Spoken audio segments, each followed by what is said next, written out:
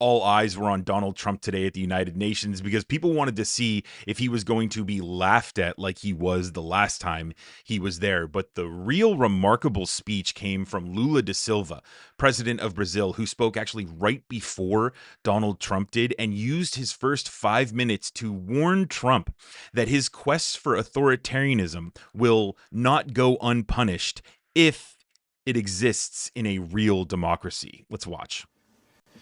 Madam President of the General Assembly, Annalena Baerbock, Mr. Secretary General Antonio Guterres, dear heads of state and government, and representatives of the member states gathered here. This should be a time to celebrate the United Nations. Created at the end of the war, the UN symbolizes the highest expression of the aspiration for peace and prosperity. Today, however, the ideals that inspired its founders in San Francisco are under threat as never before in their history. Multilateralism is at a new crossroads. The organization's authority is in check.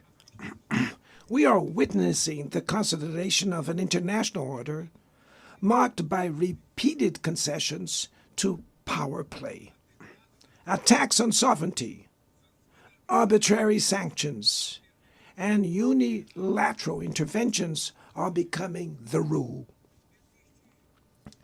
There is a clear parallel between the multilateralism crisis and the weakening of democracy. Authoritarianism is strengthened when we fail to act in the face of arbitrary acts, when the international society falters in defending peace, sovereignty, and the rule of law. The consequences are tragic. Throughout the world, anti-democratic forces are trying to subjugate institutions and stifle freedoms. They worship violence, praise ignorance, act as physical and digital militias, and restrict the press.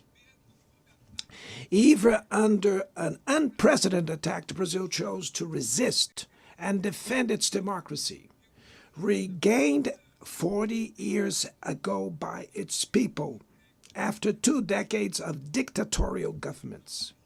There is no justification for unilateral and arbitrary measures against our institutions and our economy. The aggression against the independence of the judiciary branch of power is unacceptable.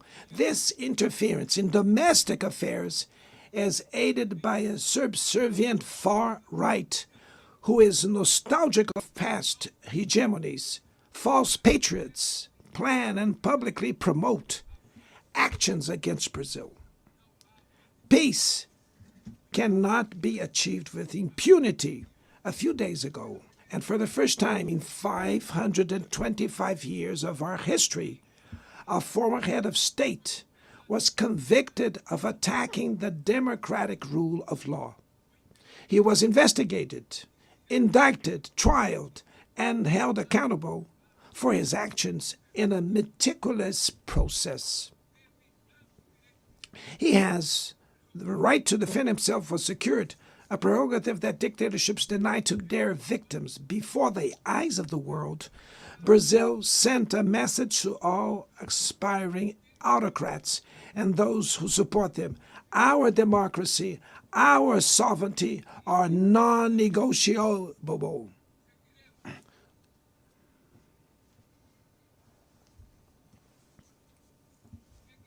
We will continue as an independent nation and as a people free from any type of guardianship. Sound democracies go beyond the electoral ritual. Its strength presupposes the reduction of inequalities, the guarantee of the most basic rights: food, safety, work, housing, education, and health. Democracy fails when women earn less than men, or die at the hands of partners and family members. It loses when it closes its doors and blames migrants for the world's ills. Now, of course, Jair Bolsonaro was the former leader of Brazil who was just sentenced to 27 years in prison for trying to overthrow Brazil's democracy like Donald Trump did on January 6, 2021.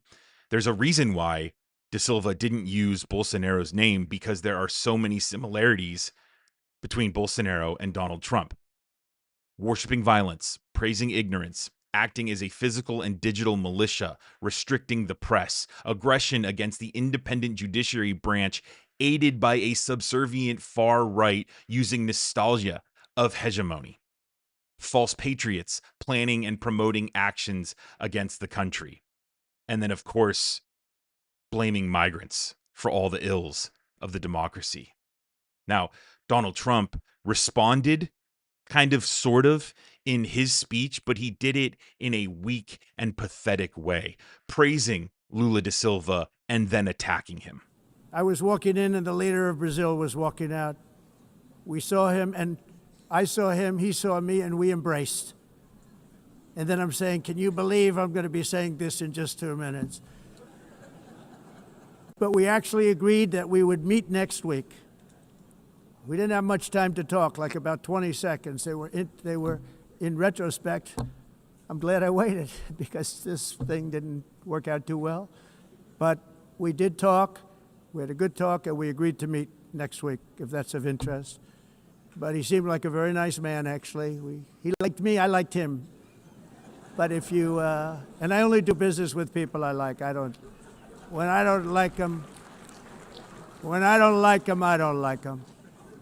But we had, at least for about 39 seconds, we had excellent chemistry. It's a good sign. But also in the past, Brazil, can you believe this, unfairly tariffed our nation, but now because of our tariffs, we are hitting them back, and we're hitting them back very hard. As president, I will always defend our national sovereignty and the rights of American citizens. So I'm very sorry to say this, that Brazil is doing poorly and will continue to do poorly. They can only do well when they're working with us. Without us, they will fail, just as others have failed. Donald Trump there reeking of desperation. You're nothing without me. Brazil's doing horribly. They rely on the United States, which for Donald Trump, he is the United States. Just so desperate. Sounds like a man who has just been warned of the consequences that he's going to face because of his anti-democratic, fascist, authoritarian, illegal policies. Just like Jair Bolsonaro faced and is facing in Brazil. 27 years in prison. Now, I'll leave you with a line that stuck out to me during Da Silva's remarks, and that's that authoritarianism and authoritarians are strengthened when we fail to act.